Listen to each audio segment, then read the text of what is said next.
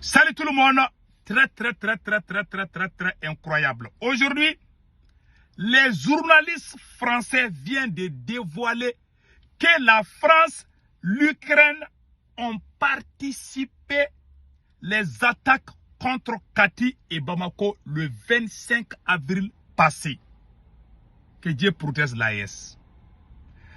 Ce sont les journalistes français qui le disent. Ce n'est pas moi qui le dis.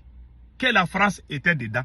Que l'Ukraine était dedans. Donc, la guerre là, on ne cache plus la guerre. On ne cache plus la guerre. La guerre est ouverte. On ne les cache plus. Maintenant, qu'est-ce qu'on va faire? Écoutons maintenant. Voici les faits. Donc, la France, je vais vous montrer.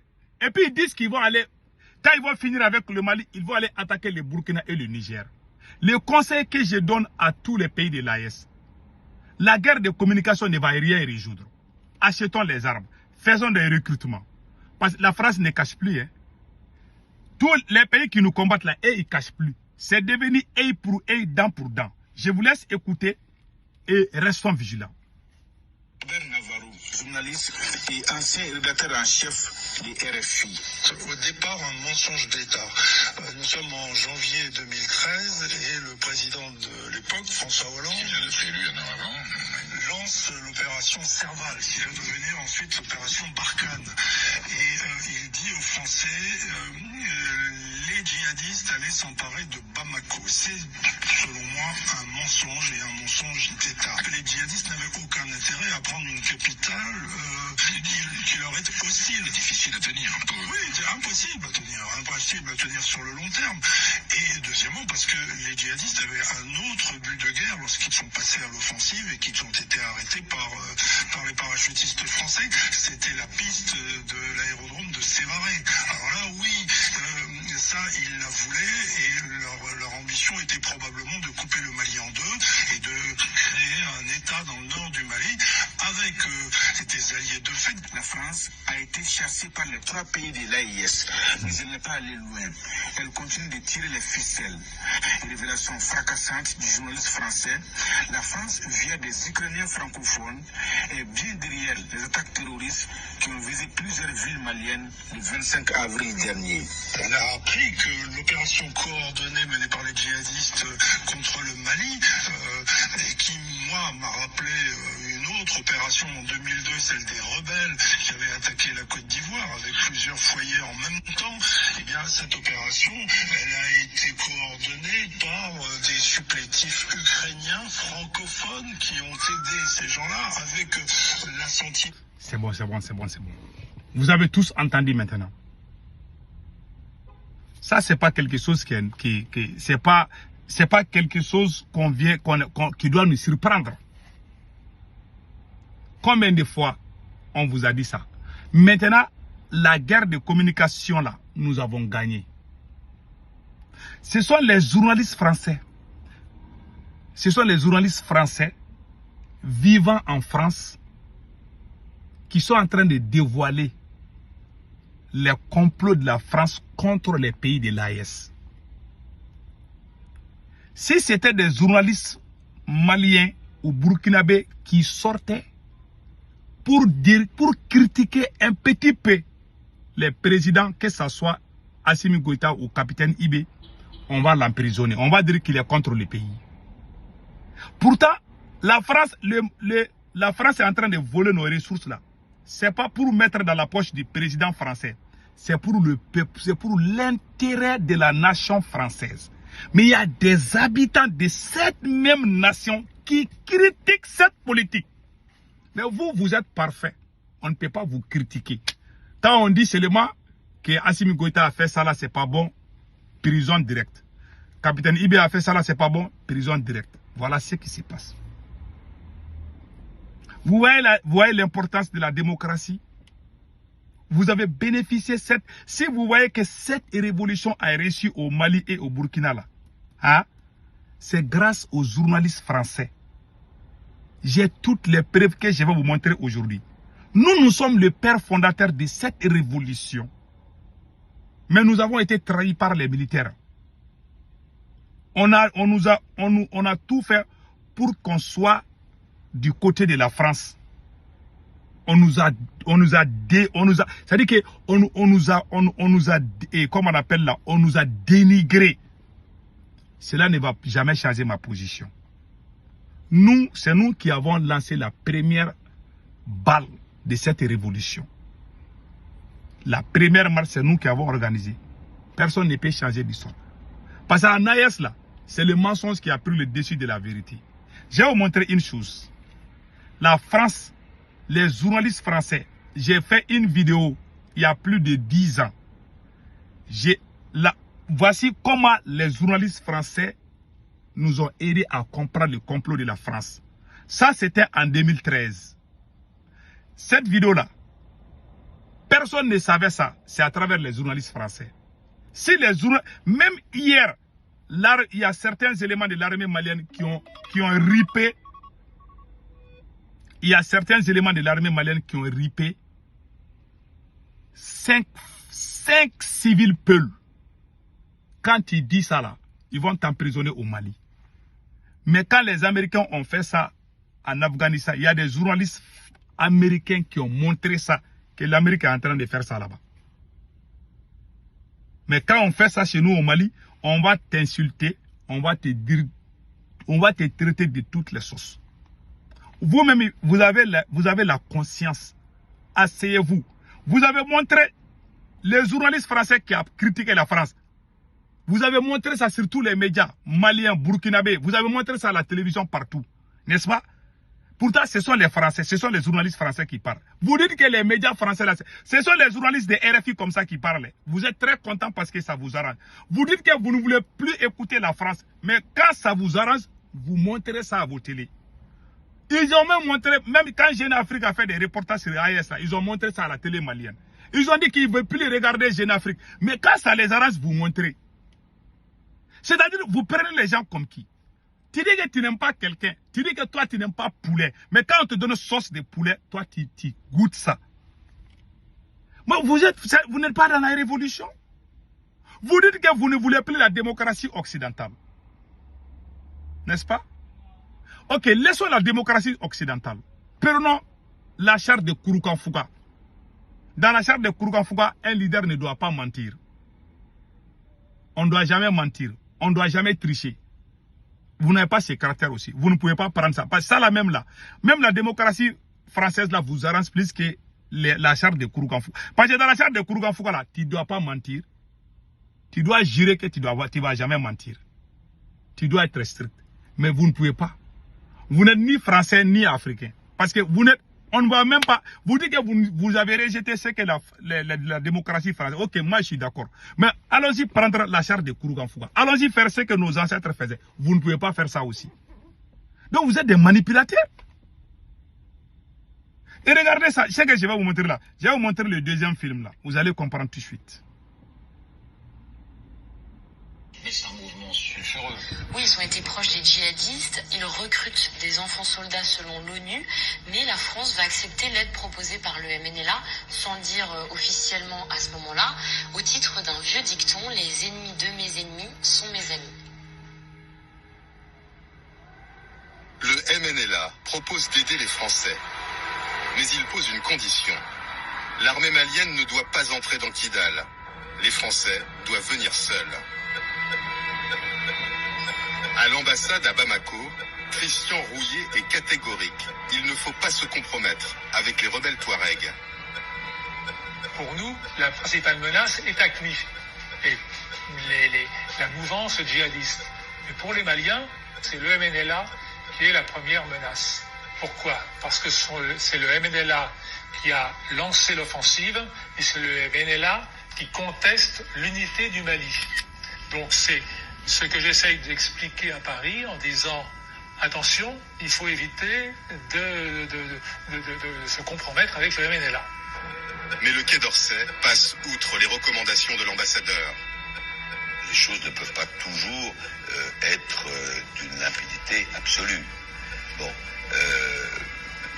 ce qui est des mouvements terroristes, nous refusons de travailler avec eux. Mais il y a des personnes qui sont dans une situation un peu intermédiaire Et là, le rôle de nos services, c'est d'essayer de les amener du bon côté. Quelques semaines après la reprise de Kidal, l'ambassadeur Christian Rouillet, qui s'est publiquement opposé à la collaboration avec les rebelles Touaregs, sera démis de ses fonctions. Ils ont chassé leur propre ambassadeur. Vous avez vu ça? C'est la France, ce sont les journalistes français qui nous ont dévoilé que les terreaux là, que l'armée française a travaillé avec les terreaux. Moi j'ai fait des recherches, c'est moi qui ai mis ça sur les réseaux sociaux, je vous jure. J'ai fait des vidéos sur ça depuis que les gens ne m'écoutaient pas. Jusqu'à ce que les gens ont commencé à croire. Je ne me suis pas découragé. Je ne me suis jamais découragé. Ce sont les médias français. C'est leur démocratie qui nous a permis. Si vous voyez que Capitaine Ibe est présent au Burkina Faso, Assimi Goïta est président du Mali, ça c'est la démocratie française qui nous a aidé à connaître certaines vérités avec preuves à l'appui. On criait que la France n'est pas bonne, mais on n'avait pas de preuves. On n'avait pas les preuves d'image. Ce sont les Français eux-mêmes, les citoyens français, qui se sont révoltés contre leur gouvernement. S'il n'y avait pas la démocratie là-bas, et si eux aussi ils avaient pris les armes là pour dire à tout le monde de se taire, on allait rester comme ça. Dans la vie, il faut être conscient. Vous avez pris les armes pour... Vous êtes en train de diriger avec les mains de fer ces pays-là. Est-ce que si la France faisait la même chose là-bas, même nos citoyens qui marchent, on a des citoyens de l'AES qui font des marches à Paris. Parce que c'est la démocratie qui fait ça. C'est les mêmes personnes qui crient qu'on n'a pas besoin de la démocratie. Mais si la France aussi disait que vous n'allez pas faire des marches ici, là, on va vous expulser. Chacun allait fermer sa bouche. Si c'était comme ça, vous les militaires, vous n'allez pas devenir président aujourd'hui. Vous n'allez pas faire les coups d'État parce que la vérité allait rester pendant longtemps. Personne n'allait découvrir la vérité. Les peuples de l'AES ont découvert la vérité à travers les journalistes français. Pas les journalistes.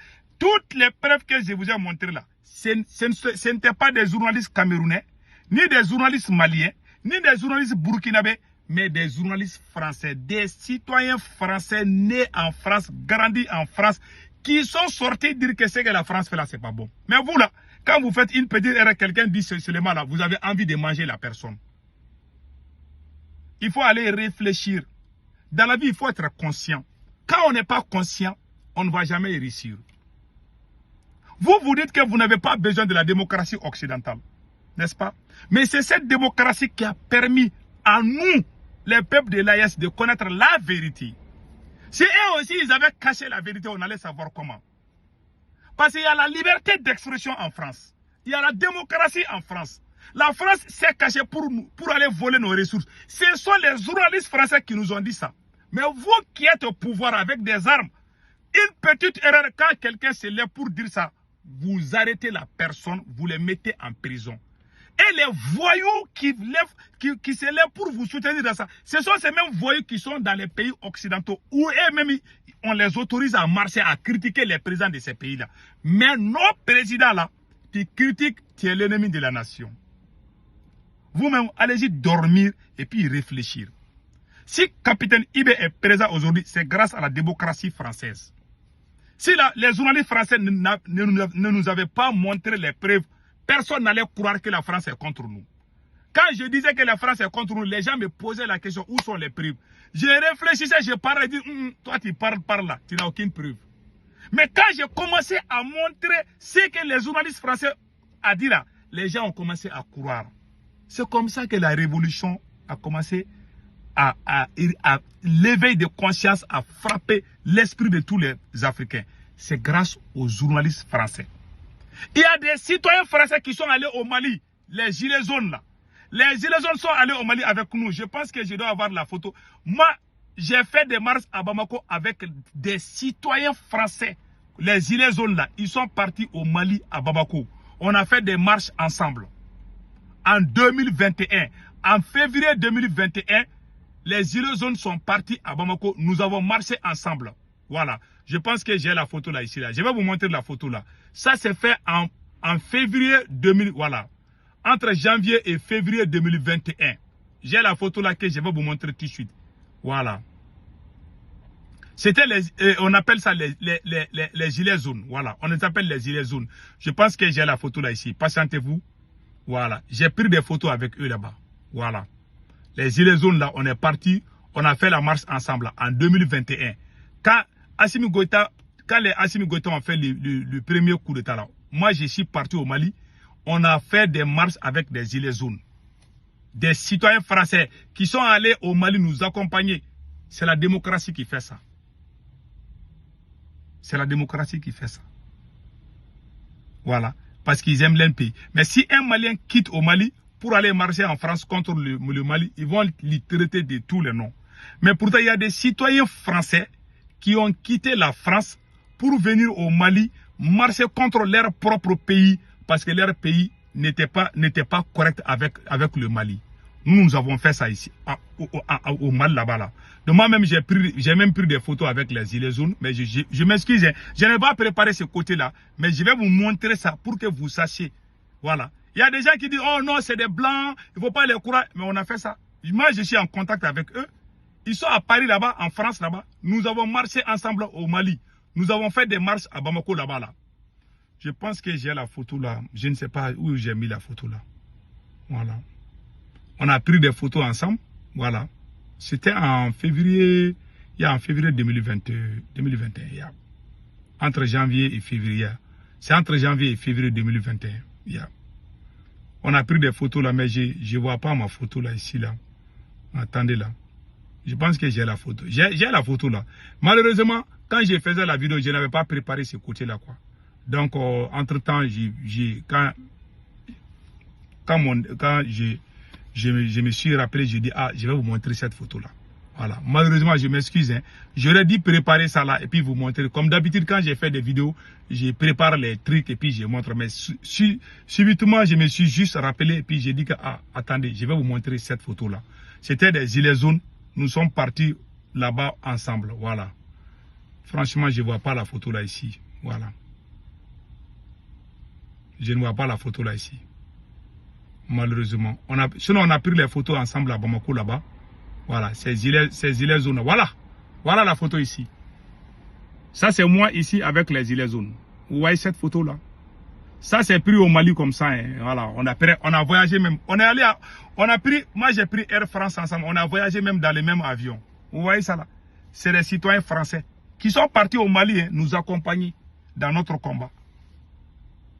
Et je vois des abrutis en train d'insulter tous les Français. Mais voilà ici avec un Français qui est parti marcher au Mali contre la France. C'est la démocratie qui a fait ça. Ah, les militaires là sont venus. Ah non, on ne veut pas la démocratie. Oui. C'est la pire manipulation. Hein. Ils veulent se maintenir au pouvoir.